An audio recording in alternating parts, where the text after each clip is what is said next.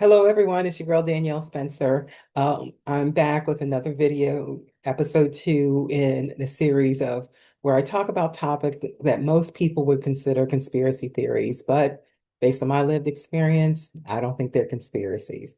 So, in today's episode, we're going to talk about data and data brokers, um, and how your data becomes an asset that companies and organizations can use to make profit or to basically garner power or any other bad acts that people might want to do, that bad actors might want to do.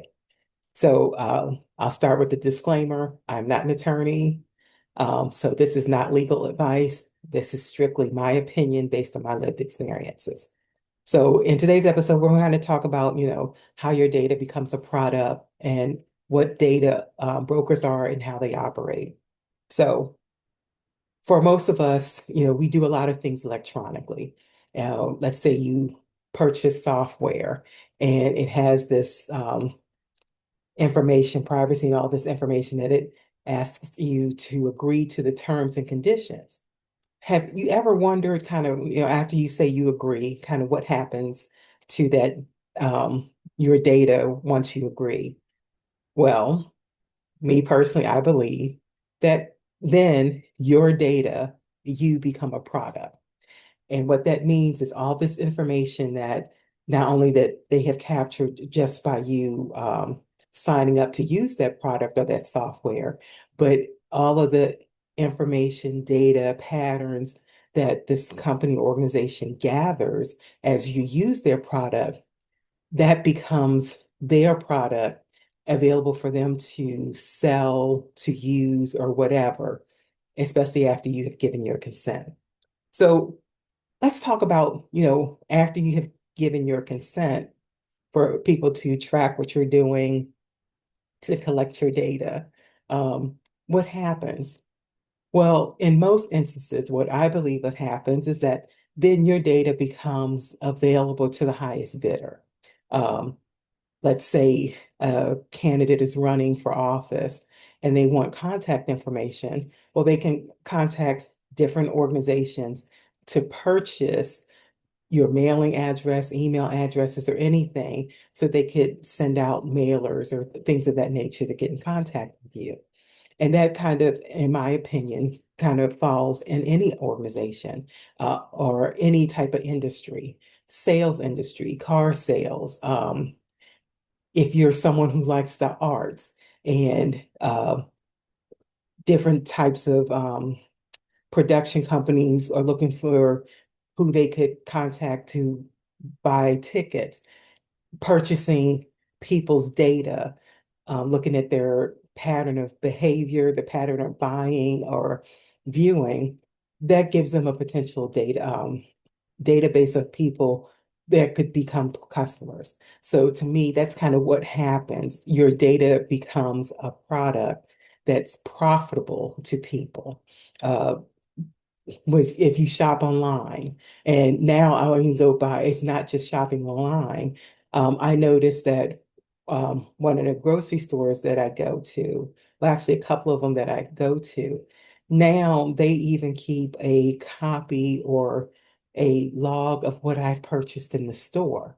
So if I go online to make a purchase, um, it'll show up. Well, this is what you purchased the last time either you were online or you were in the store. Do you want to buy this again? Um, so these are all type of things that uh, gather our information, gather our patterns, so that this information can be sold, at least in my opinion, so that it can be sold to others or to other organizations, so that they can know your history, your pattern history, and know what to do to kind of make you a customer or to vote or think a certain way or to get you to attend certain events. Looking at these patterns of what you look at online, what you buy in the store, what you may listen to, all of those things are ways that companies can gather your data. And these data brokers, They get all that information and, in my opinion, then sell it to the highest bidder. And while most of us might think, oh, that's not a big deal, it does help with uh, making things efficient or more. Um, Now people kind of know what your habits are, so you only get information or products that you know that you're going to buy. But there are some high risks that come along with that.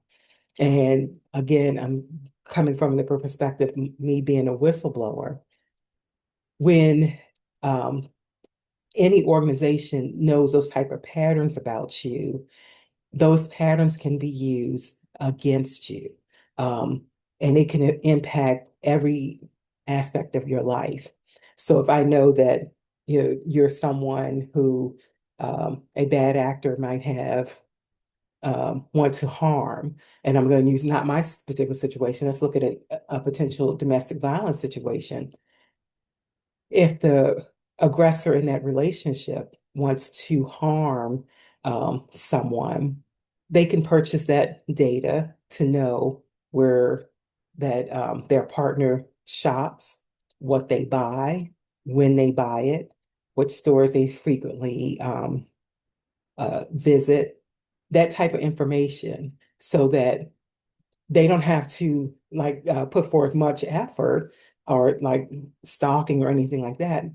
They get that information from someone like a data broker, and then they can um, do whatever they want to do, put in action whatever plan they may have based off the information they have gotten from a data broker.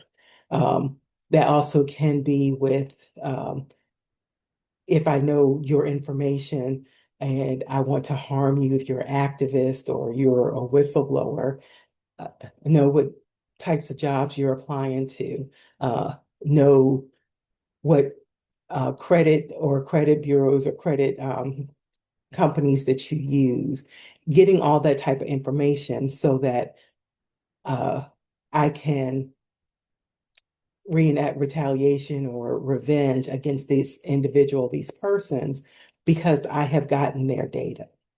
So relating it back to me, kind of why I think this is something that we need to pay attention to. In my one nonfiction book called Protecting Yourself, How Data Theft Can Impact You, I go through some real world experiences where I experienced data theft and how it looked, in my opinion. And then in my book, the Digital Assassins series, period, but especially in Digital Assassins 2, I give a lot more information, especially from the part of trying to uh, use the court system or inspector general system when I felt that my privacy had been violated. And in the books, I talk about, what different avenues I tried, and in my opinion, how the system's kind of been set up where it's okay for your privacy to be violated, and it only becomes a problem when that person who's violating your privacy has succeeded in their mission. So at least I say that's been that's my opinion and that's been my experience. Because even though my privacy had been violated, I was the victim of data theft. Um, Nothing could be done because that individual, that organization wasn't successful in completely destroying my life. And I personally don't think that that should be the bar that people can violate your privacy or commit data theft. And there's no consequence to that action unless and until um, you've been harmed. Me personally, I don't think that that should be the bar. So, call to action from this particular video. So, if anything I've talked about kind of resonates with you, you've experienced it, or if it sounds like something that you would like to explore further, hey, like the video, comment below. Give me your experience where you think that you were the victim of a data broker, data theft, privacy violation. Also share the video.